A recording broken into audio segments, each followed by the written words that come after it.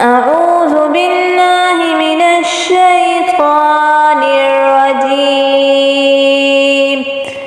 بسم الله الرحمن الرحيم.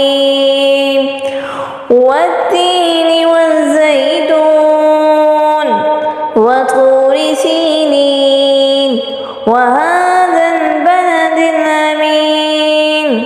لقد خلقنا الإنسان في أحسن تقويم ثم رددناه أسفل سافلين إلا الذين آمنوا وعملوا الصالحات فلهم أجر غير ممنون. فما يكذبك بعد بالدين؟ أليس الله بأحكم الحاكمين؟ صدق الله